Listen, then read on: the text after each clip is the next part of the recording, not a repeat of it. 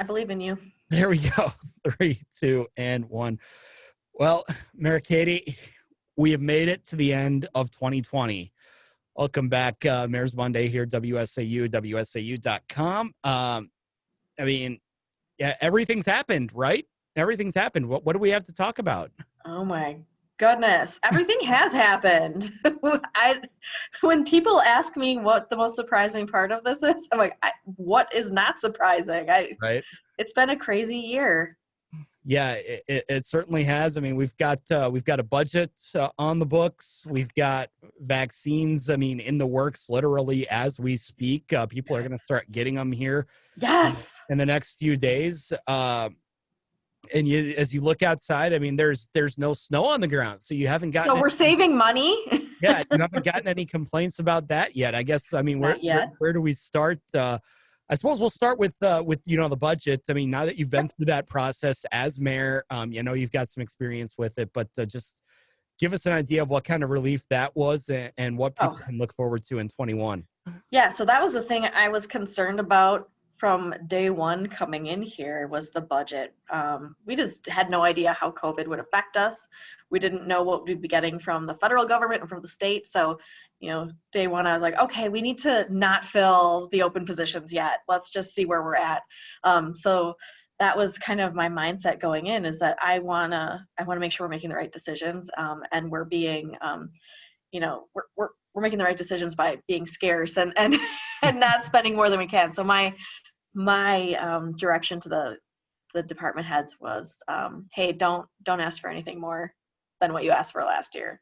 And that kind of worked. But we did, you probably saw some of the supplemental requests, and I can go in and make my own decisions. But I wanted the council to make sure that they had some say in what we were funding. So they decided to fund a couple of things. They decided to put off a couple of other things. So it's good.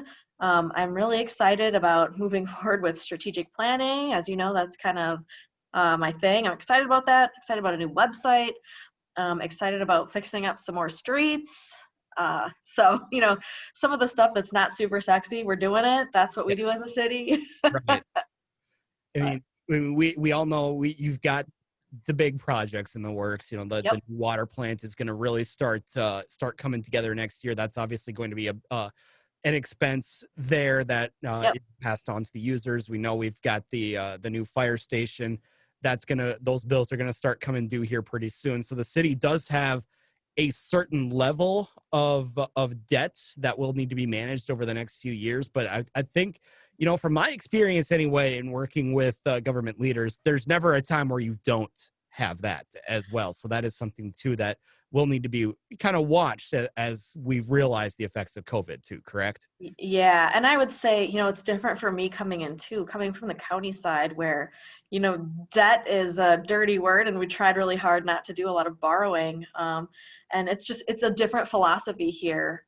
So I'm trying to bring along some of my county board vibe, but you can't just come in and cancel everything that's in the works, because that becomes a pretty expensive thing too. We saw that when Governor Walker came in and canceled the train and ended up still paying millions on that. So that's not something I'm interested in doing. I want to make sure the citizens are getting the value out of these projects.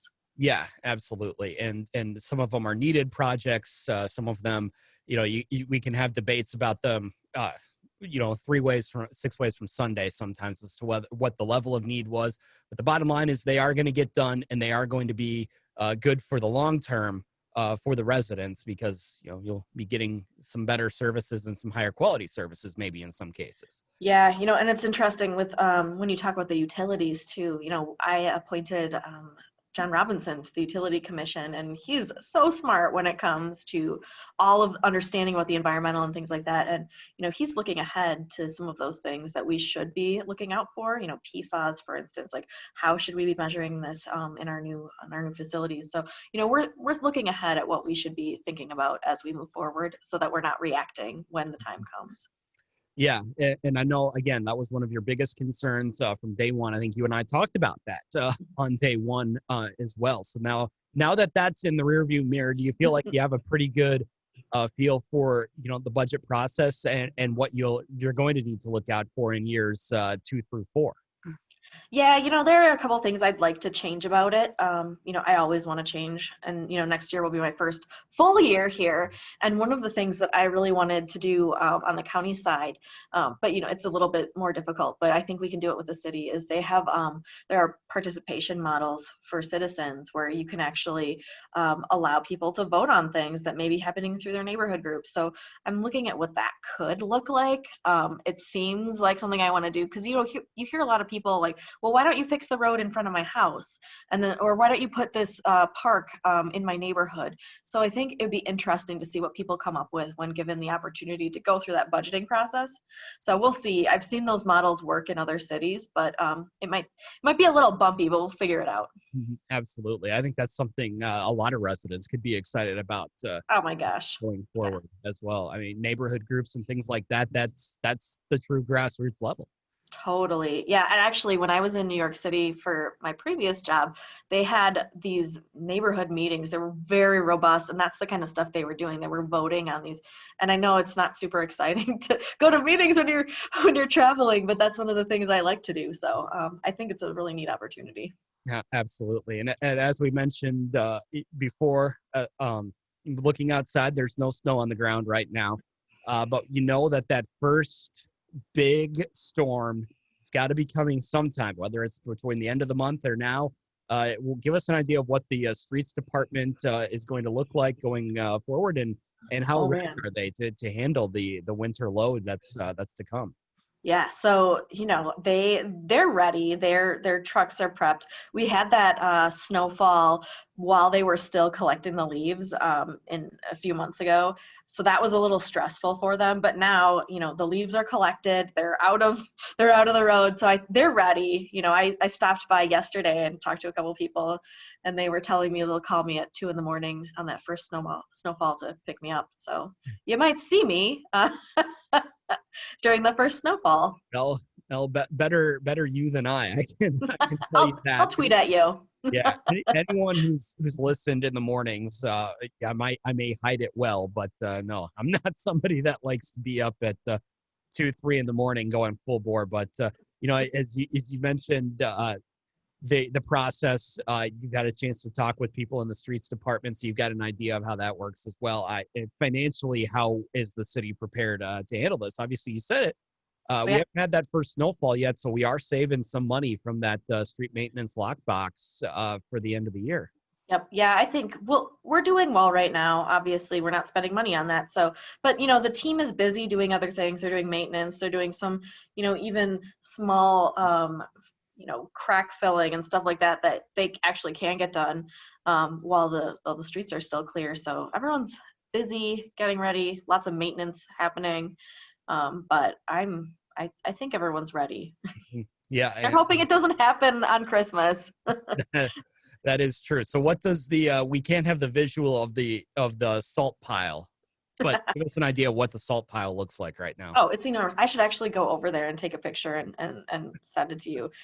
It's enormous. And actually, if you've met our superintendent, Rick Molnetsky, he helped construct that nice dome to make sure everything is kept in working order for us. So I feel like he might be leaving in 4 minutes, but I definitely am going to have to pop by and get a picture. Absolutely. Yeah. And that's something that we love to see. We love to see the before and the after, is to just exactly what winter, give you an idea of what winter looks like here in north central Wisconsin. Well, before we let you go, we do want to, talk about just, again, some of the general things that how things have gone this year. Obviously, it's been an interesting year to come in as a first year mayor. How do you think that, just looking back now, how do you think you've handled the last 8 to 9 months or so in between the social aspects of it, between the financial aspects of it, and even, just everything associated with the pandemic and the election? It's been a year for all of us. It has been pretty wild. I think, this pandemic though, as far as me being, first time mayor, first couple months here, the pandemic has really been kind of the great equalizer when it comes to, sorry, My light just turned off here. But it's been the great equalizer because the nobody has had to deal with this, not since the early 1900s. So um, I'm calling up people who have been mayors for a while, like, how are you dealing with these things? And they're like, well, your guess is as good as mine. So you really do have to lead with what the science says, right? And then you have to do your best to keep people safe. And it's been challenging. That it's been controversial when it comes to some of the measures put in place to mitigate risk, and just trying to lead by example. It's challenging. I want to see my parents. I want to see my family.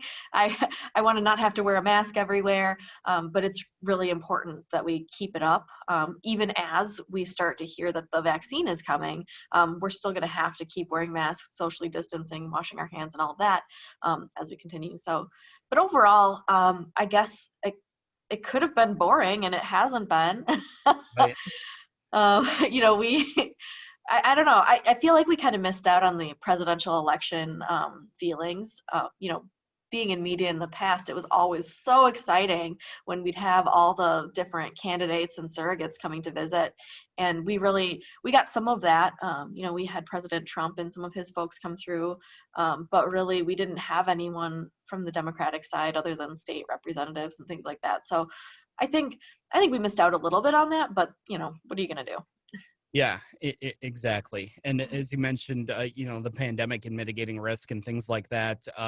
Obviously, the city does have the mask resolution kind of sitting there in its back pocket to pull out if need be before this is all over. But as we mentioned, vaccines are starting to roll out. I mean, is there a point where you would see things getting back to normal here in the city of Wausau, or where a point where we're not talking about mitigating these risks and we can kind of start going back to the free flowing economy? I don't know if that's the right Yeah. word to use it, but yeah, just getting back to normal. Yeah.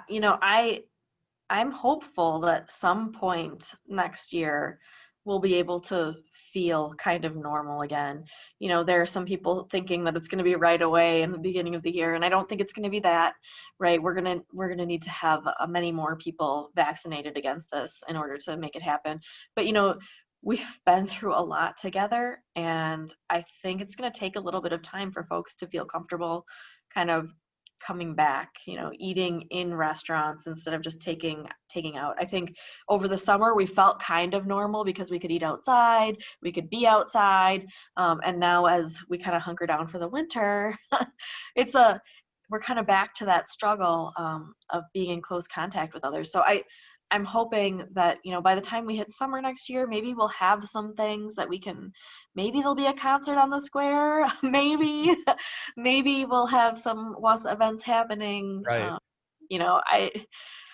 I don't want to get anyone's hopes up if it can't happen. We just have to keep following the trends and seeing how it's going. But I'm hopeful.